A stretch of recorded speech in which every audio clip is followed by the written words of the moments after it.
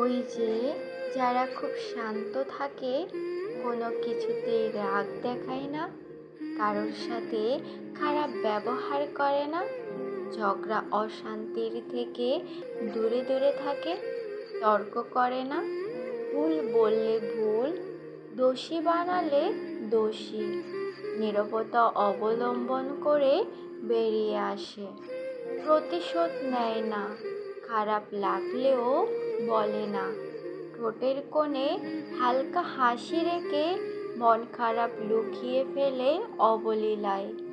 ওরা চাইলেই ঝড় হতে পারে, কিন্তু হয় না, কারণ ওরা চায় না কাউকে কষ্ট দিতে, কারোর চোখের জলের কারণ হতে।